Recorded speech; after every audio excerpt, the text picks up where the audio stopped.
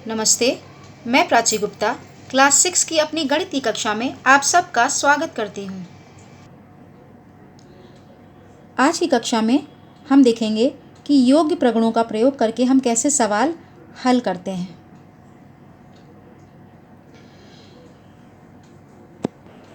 पूर्ण संख्याओं में या पूर्णांकों में जो संक्रियाएं हैं या ऑपरेशंस होते हैं उसमें योग के लिए यानी एडिशन के लिए, सब्ट्रैक्शन के लिए कुछ नियम रहते हैं। जैसे क्रम का इन पे कोई असर नहीं होता। 3 + 5 भी 8 होता है और 5 + 3 भी 8 होता है। हम चाहे 3 पहले लिखें, 5 बाद में लिखें या 5 पहले लिखें, 3 बाद में लिखें, दोनों का आंसर 8 ही होता है। इसे ही अगर हम गुणे के साथ देखें तो 3 × 5 जो है वो 15 होगा और 5 × 3 भी 15 होगा। इसको हम योग का या गुणे का क्रम विनिमय प्रगुण कहते हैं। क्रम विनिमय यानी एक दूसरे से एक्सचेंज हो जाना। तो गुणे में या प्लस करने में संख्याओं के आगे पीछे हो जाने से कोई भी फर्क नहीं पड़ता है।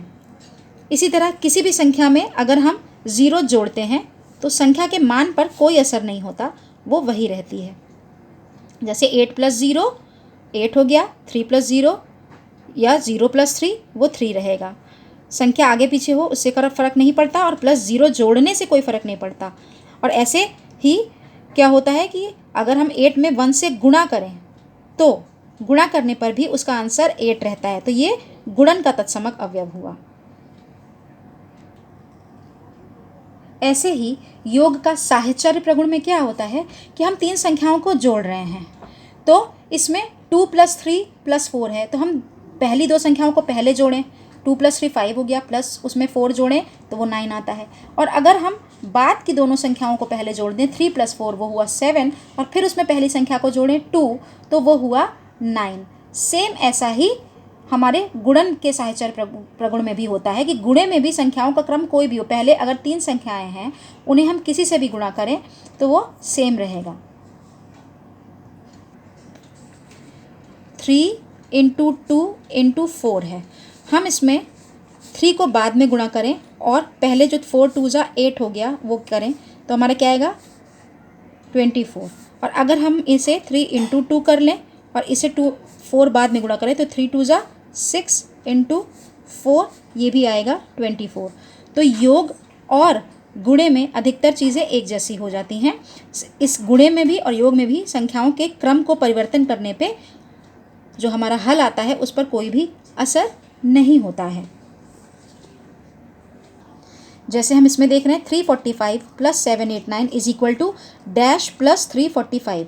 हमें यहाँ आंसर नहीं लिखना है, हमें लिखना है कि संख्याओं का क्रम बदला तो क्या आंसर में कुछ अंतर होगा? नहीं होगा, क्योंकि इन दोनों का आंसर जो आएगा वो जब हमने 789 यहाँ लिख देंगे तब भी आंसर में नहीं आएगा कोई अंतर। ऐसे 2889 + 0 है तो उसका आंसर क्या होगा? 0 जोड़ने पे कोई असर नहीं पड़ता है तो 2889 ही होगा। और ऐसे ही हमने क्रम बदल दिया तो उससे क्या अंतर पड़ेगा वो हमें डैश में लिखना है। इस तरह के सवाल आपके एग्ज़ाम में आएंगे तो इन्हें आप अच्छे से समझ लीजिए। ऐसे ही आपने देखिए 468 को 0 से गुणा करेंगे तो 0 से किसी भी संख्या को गुणा करने पर गुणनफल हमेशा 0 होता है। 2 संख्याएं हैं उनका आंसर क्या होगा? अगर हम संख्याओं का क्रम बदल दें तो कोई फ़र्क नहीं पड़ेगा ना, यानी 8976 × 5432 = 5432 × 8976 वो यहाँ आएगा। ऐसे ही 8973 को अगर हम 1 से गुणा करें तो उस पर भी कोई असर नहीं आएगा, जो संख्या होगी वो वापस आएगी। 1 से गुणा करने पे वही संख्या आंसर होती है और 0 से गुणा करने पे 0 आंसर होता है।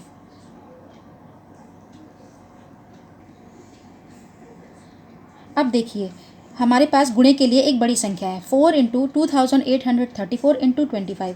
हमको इसको लगातार गुणा नहीं करना है क्योंकि वो तो हमारा बहुत लंबा प्रोसेस हो जाएगा। हमें इसे सरल करना है। हम इसे सरल कैसे करेंगे? आपको मालूम है संख्याओं को आगे पीछे करके गुणा करने में लिख दें तो उसमें फ़र्क नहीं पड़ता है आंसर में। हम क्या करेंगे, 25 को 4 से गुणा करना आसान है। हमने 2834 को इधर लिखा और क्या किया 25 × 4 इधर कर दिया।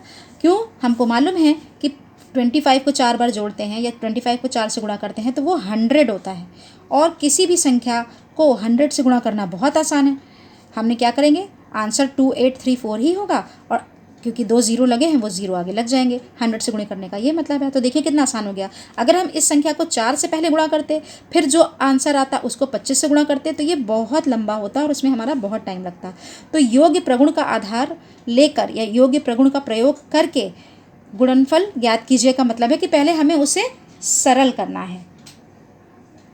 तो आप हमेशा जो छोटी संख्याएं हैं उनको देखिए कि उनका गुणनफल हमेशा कुछ ऐसा आ रहा होगा जो बहुत ईजी हो। ज़रूरी नहीं कि वो 100 आ रहा हो। मान लीजिए आपके पास है 400 इंटू 380 इंटू 5।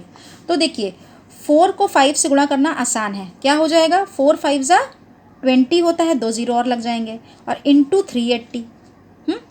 तो आप देखिए आपको क्या करना है, आप 2 से खाली आपको 380 को डिवाइड करना है।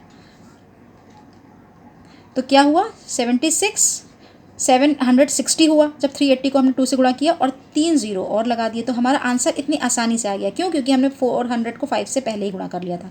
तो हमें सरल बना के अपना क्वेश्चन सॉल्व करना है। इन क्वेश्चंस में आप पूरा एक एक गुणा मत करिएगा, वरना आपका टाइम वेस्ट होगा और बाकी क्वेश्चंस आप एग्ज़ाम में नहीं कर पाएंगे। अगली कक्षा में मिलते हैं। धन्यवाद।